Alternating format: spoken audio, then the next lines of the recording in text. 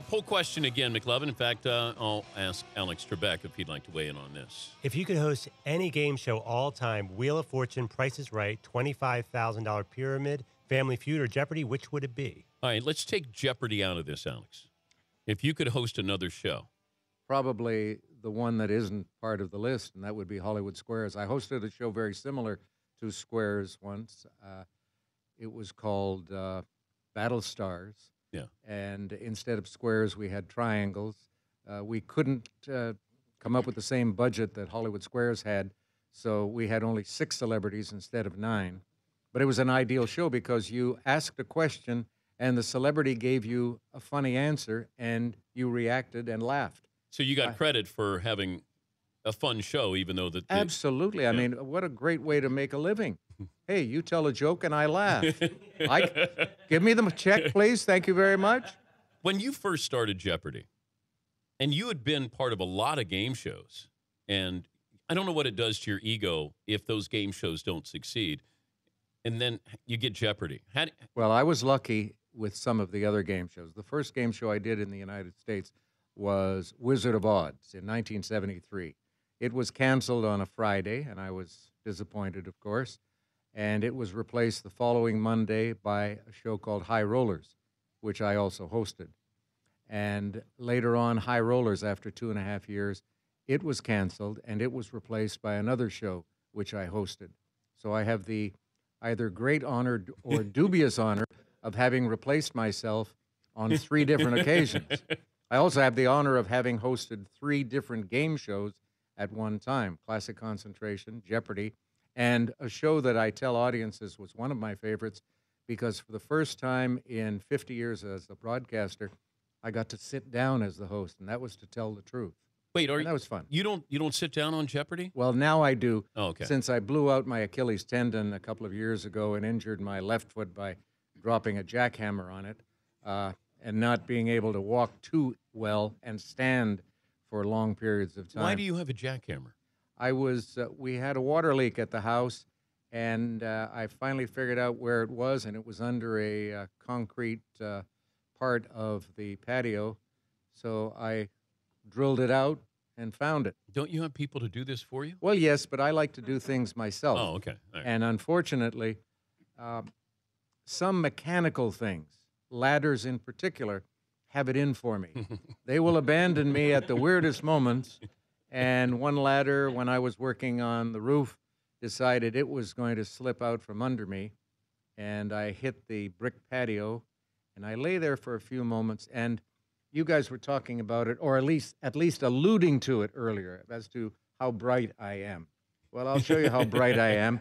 When I hit that deck, I lay there for a moment, and I said, "Don't move, you're hurt." Yeah. See, I'm pretty sharp. You are very, very sharp there. Yeah. But you play Trivial Pursuit? No, I don't. But I haven't in years.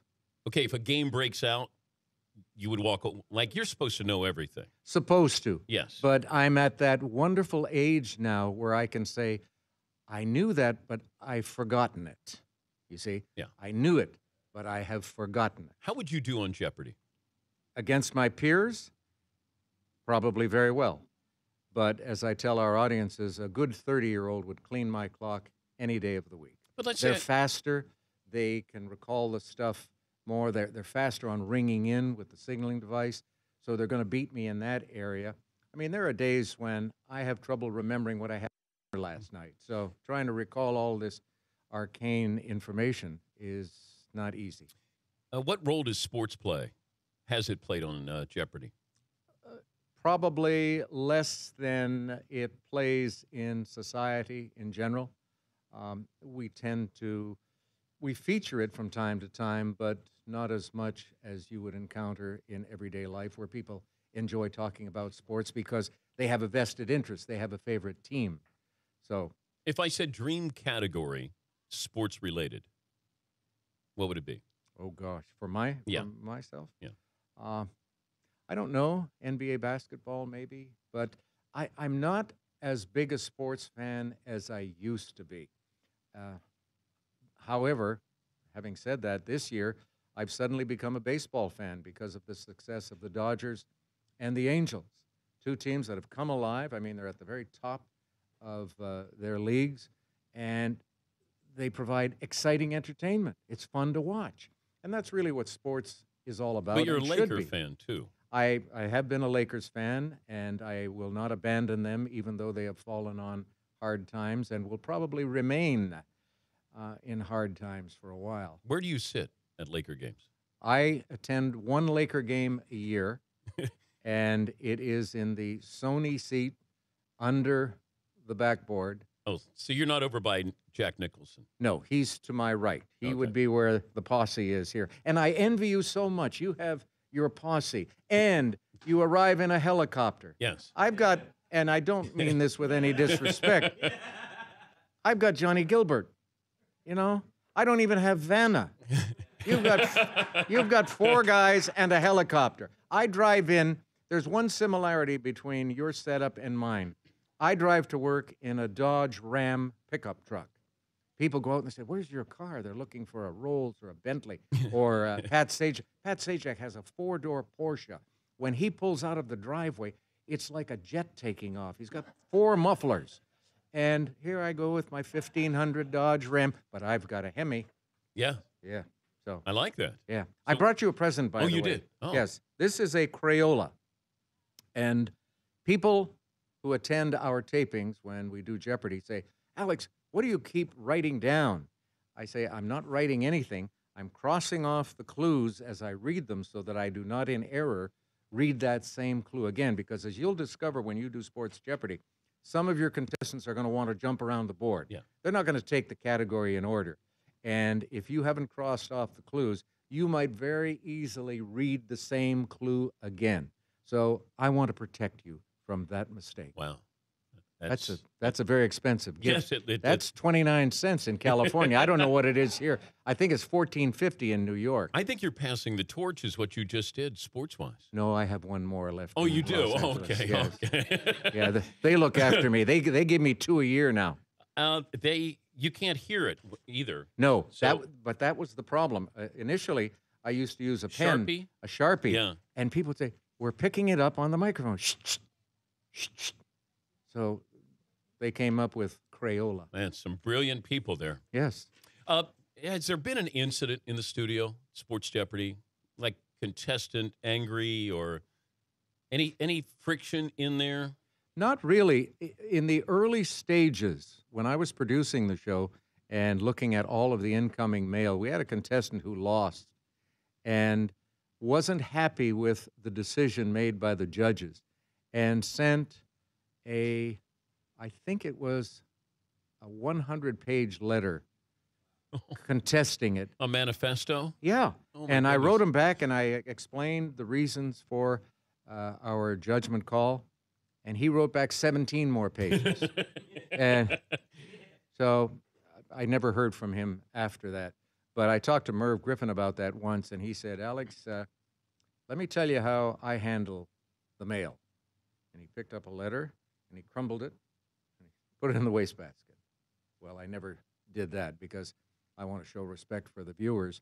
And if they take the time to write in, I'm going to take the time to respond. But I don't do the responding. Now we have our staff that deal with problems. Hey, you guys were wrong or not. Well, we weren't. So they'll handle all But of that. you do have a kind of a bedside manner when you tell somebody that they're wrong. Well, I want to appear to our viewing audience as a good guy. And I think when you're the host, it behooves you to do that. So You're if one of my guys made a mistake on an answer, Ooh, sorry. so what if you were You're gonna, such a... there? See, if you were going to be the mean Alex Trebek, like if you were going to be a different Alex Trebek, and these guys had the wrong answer, how would you respond? Who is George Washington? You're not serious. Really? Did you not get past 4th grade? I like that. Did you not make it to grade 6? Do you remember your grade 6 graduation? You got your driver's license that year? Wow. You remember? Wow. Well, didn't you kind of Didn't you just finally got it. You score. Didn't you do kind of got not prickly, but you had a hockey question, and they answered Magic Johnson, and you being a hockey fan and a basketball fan. Yeah, but so you're. but sometimes the responses, as you indicated in your last segment, the responses are so far out of line that it's almost begging you for the put down. The only let's see. I'm just trying to recall the only time that I can recall that I deliberately did a put down was for Lynn Redgrave in a Celebrity Jeopardy thing, and she was not doing well and said, "Oh, my signaling device is not working very well." And I looked at her and I said, "It's not your signaling device." And to tell you the truth, I regretted saying that afterwards because, hey, come on, you're the host of the show. You're here every day. Your job is to run the game, help the contestants do their very best. It's like the military commercials. Be all you can be. That's my job as the host. So if I'm nasty, the audience will not like that. They will think, oh, he's being a smartass, he's being this, he's being that. We don't want him anymore, and I want them to want me. Well, we want you to stay for one more segment if you can. Oh, gosh. Can you? I'll have to say more words. Yes, you will. Okay. All right. Well, I want to ask you about the Cheers episode, a few other things. Were you in White Men Can't Jump? Yes. Yeah. You've been in a few. You've had some cameos Yeah. here, playing yourself, too, which sometimes is very difficult to do. Well, not for me, because it requires very little effort on my part. And also just a modicum of drugs. That's it. That's in your writer there that you have to have. Yes. Yeah, of course. We'll continue with Alex Trebek. Continuing with Alex Trebek. Kind enough But to I join won't us. be here for another 20 seconds, I'm told, No. because you're on a delay. Well, Shall I leave and come back in 20? well, I'm worried about your language. That's why you're on delay. Okay. Have you ever slipped on Jeopardy with language? No. But there have been occasions when, in the very early days, after having taped 5 shows on one day and 5 shows the next day, we were recording promos, and I was not having a good time. And so somebody got hold of the video, and they put it up there.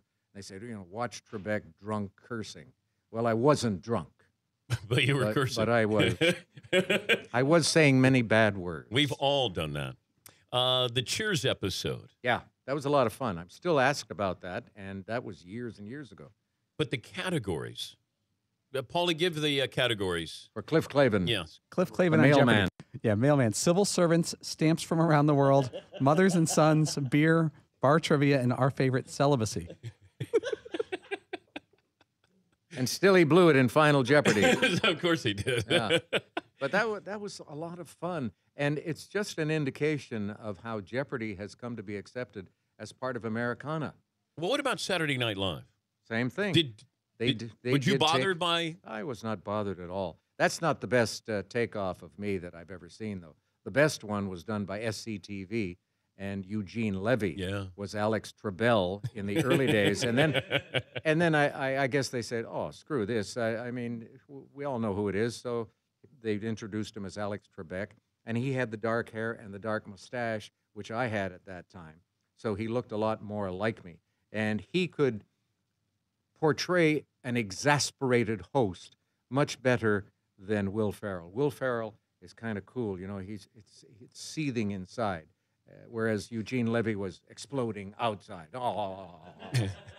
Eugene Levy's character is not the one that would say, "Ooh, sorry," none of that. Did you talk to Will Ferrell about the role when he portrayed you? Well, only on his first appearance on Saturday Night Live as a regular, because they had me come in and do a walk-on. And he's just a charming, easygoing, soft person, very nice. And what was strange is that I had shaved my mustache the year before, and Lorne Michaels, the executive producer, still had Will with a mustache. And I said, Lorne, you realize I don't have the mustache anymore. So they took it off for the dress rehearsal, And then he had him put it back on for the show, even though I was coming on at the end of that segment, and people would see that I didn't have the mustache. But that was like an international incident when you shaved your mustache. Yeah, I don't understand that.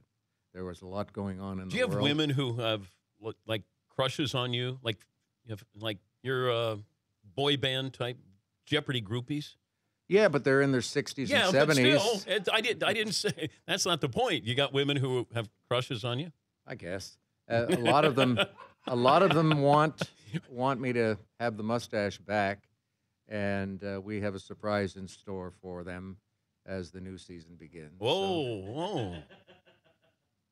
I'm going to let my eyebrows grow and, Is that what it is? and comb them back. It'll be a new look. All right. Any advice for me for Sports Jeopardy? Have fun. Don't take yourself too seriously because you're not the main focus of attention. It's the game. Have you seen the and the promo contestants. that my photo? Well, I saw your photo, and in response to what you guys were wondering about, photo shopping and all that stuff, Yeah. they did that with his picture. That's my body. That's his head and my body. Yeah. They used to have Heidi Klum's head on top of my body, but that didn't go over. So just have fun. Don't take myself too serious. So sort of what I do here. Yeah. Wait, you don't think that's going to work? Well, you want to appear to be a little brighter Oh. on If I Sports get rid Jeopardy. of those guys, that'll help me appear a little brighter, wouldn't it? What if I wore glasses? That might do it. But getting rid of these guys might help because they put you on the spot.